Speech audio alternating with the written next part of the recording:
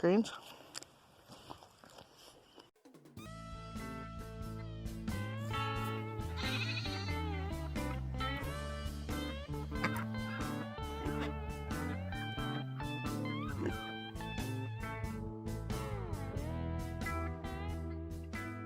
So, we're taking a walk through the property here and looking at all the plants and seeing what's good to eat and what isn't.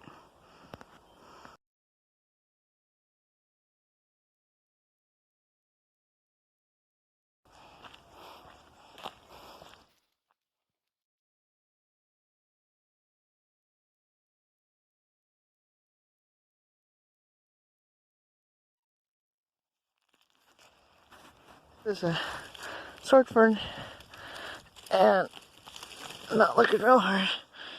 These are fiddleheads, and my aunt eats these and pickles them like capers. So you have to get all this stuff off of them until you get to that green part. So I haven't eaten them yet. Every time I pick them, I forget about them because I get too busy doing something else.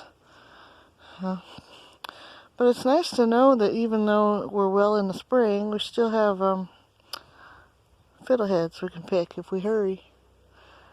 So it's these kind of ferns, sword ferns. I guess you can eat the other ones too. And then there's something else about sword ferns. These little dots on here, you rub this on the stinging nettle sting when you get stung, and it takes the sting out of it. So there, I got me a good little handful. The season's about done. But if they're white, like you can kind of tell. These ones down here, right there, are kind of white or light green. They're starting to pop up and they're not really that good. Usually, I had to dig out the moss out of the way. So the ones that were covered with the moss and stuff and weren't poking their heads up yet, they were good. So, yeah, take all that brown stuff off until you get that green, nice pretty green thing, and they taste kind of like a cucumber. It's the beginning of spring, and these little things are small, so they're not as bitter, and I put them in my salad. My grandma used to cook those blooms, but I'm not too crazy about them. But these, the leaves, I like them just fine in salad. Liability thing. Greens. If you've seen another video from me, obviously I didn't die. Anyway, these roots. Here's another one. I leave these for the bees. But my dad has made wine with this. Not so awesome. And my grandma used to cook it. Also not one of my favorites. But these greens, when they're young, you can throw them in salad. At least I do anyway. So, ta.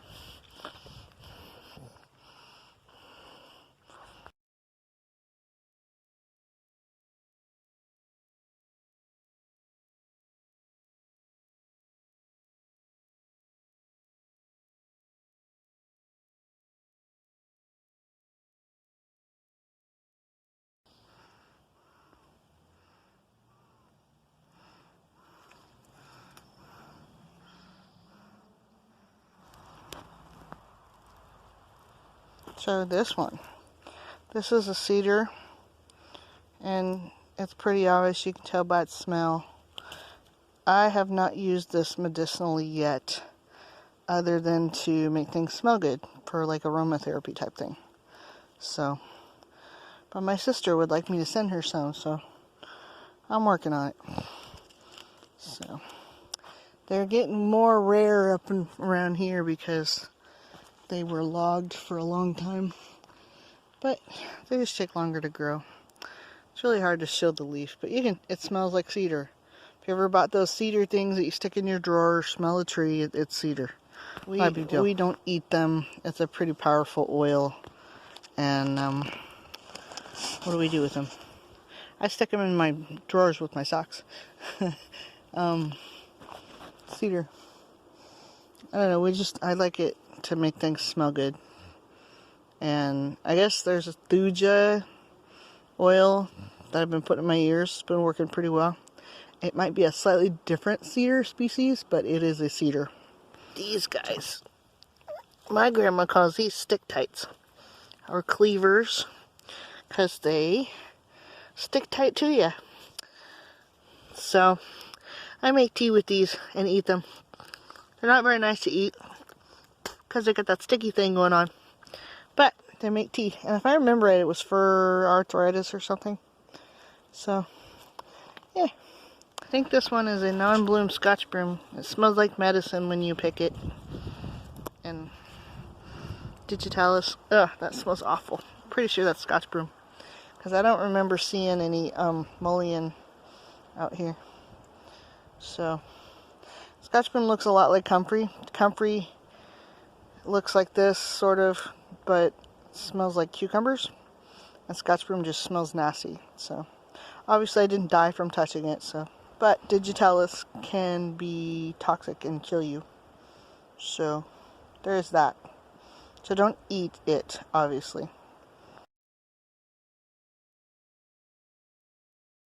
So I found me an Indian plum closer to the house with some blossoms on it. Well, blossoms? Something. Anyway, they're starting to come out. There's another one. And then there's a good shot of the bark. If I can get a good shot of the bark.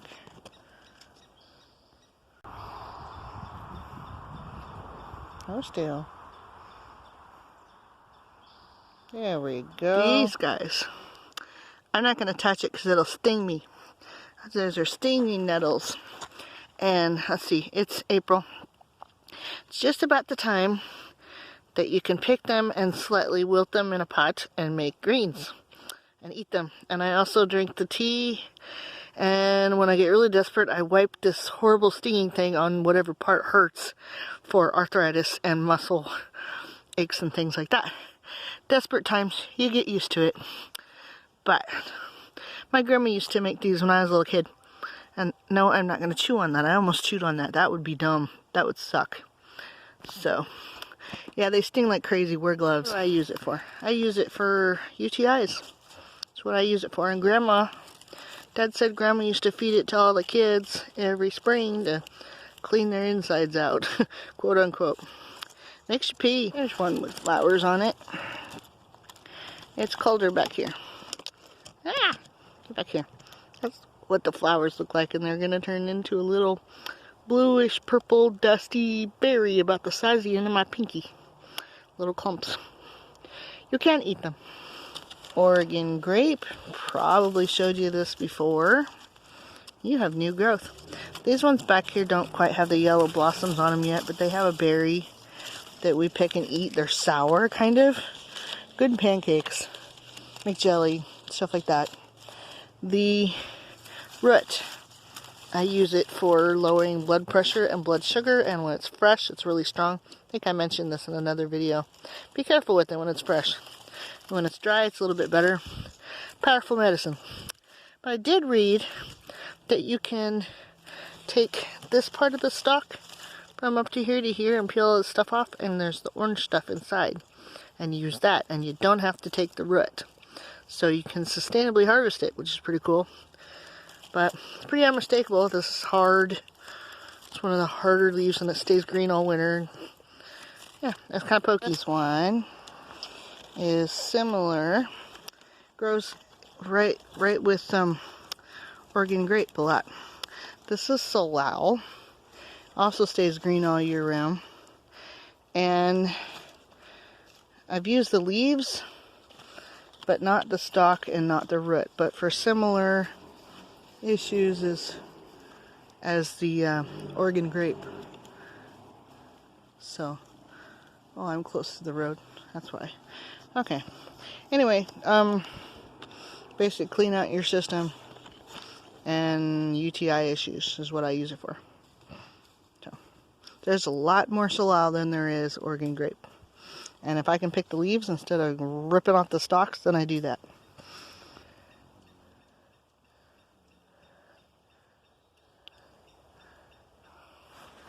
Apparently, here's another Usnea. It's a really nice specimen.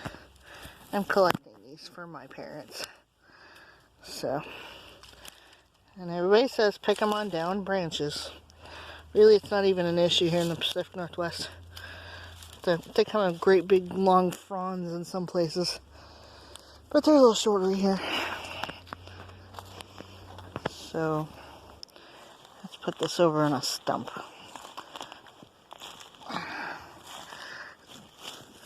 Oh, there's a conk. My grandma calls those conks, and when they get bigger in your hand or so, she paints them. I guess you can eat them, but they're kind of... This guy, I don't eat those. I looked it up. I've heard it called reindeer moss and a whole lot of other things. That's not Usnea. This guy is Usnea.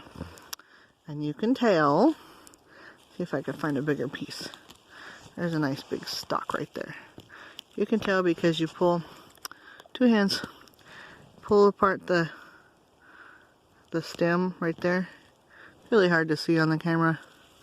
But, let's see if this will stick up here. Do you see above my thumb here, this little white thing inside there? It's a stretchy string. And that is, yeah, not focusing. That is how, there it is. That's how you tell if that's Usnea. Come on, dear, focus. There we go. Stretchy string right there. So, that's Usnea. And it's supposed to be full of vitamin C. And I have used it myself to drink as tea. Just like this, it's already dry. The stuff is dry. And I just, make it really small and throw it in the pot and boil it until it's real dark. Real clinical explanation, huh? Anyway, this guy, not Usnea. Okay, don't ask me what that one is. I don't know. But I don't eat that one. This tall thing, it shot straight up. This is an Indian plum. And you'll see a little orange looking fruit on it. Green and then orange. They originally turn a dark purple. And they have a big pit in the middle like a plum. They're about I want to say ½ inch. Not very big. And you gotta watch because the birds will get them before you do. As soon as they turn dark the next day or sooner, they'll be gone. So, but there's something you can eat. They're okay, I guess. This one right here. Man, that got tall. I've never seen one that tall. Wow. Look at you, birdie. You left me. Oh well. These are just cool. Baby ferns. Their time of eating is well past. I don't know if you can even eat these kind. I've only eaten the sword ferns. So, there's those nettles. You know when you find them. They will let you know. Those guys. Stinging nettles. You get in a patch of those and you will know it. And you will cry. Here's one worth noting. Can't remember if it's salmonberry or thimbleberry.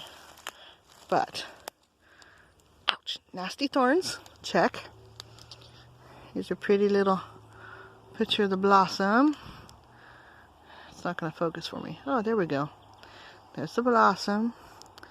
And there's the leaves. So, I will look this up in a little bit.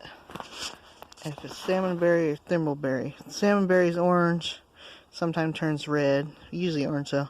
Thimbleberry is red and yeah, it's just a berry. Anyway, these things are blooming and soon we can eat them. Remember when I said there was pretty colors from trilliums? Here's a different colored one. They're just really pretty. I like them. I always wanted to pick them for my mom, but I wasn't allowed to pick them. These are just pretty. Pretty little trilliums. I don't eat these. I don't know what they're good for. But my dad always said, don't pick them because it takes 7 years for them to grow back after you pick them. And they're just pretty. And they come in pinks. And kind of purple too.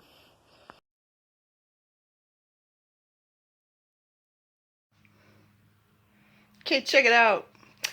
Over here, I'm going to have some more video thingies. that you can click on. And please click like and subscribe. And there's a little bell that when you hit it, it makes more stuff from Bags and Egg come up in your newsfeed. It would be great if you could click on that too. It tells the search engines to find me more. So, all right. It was great having you. Have a great day.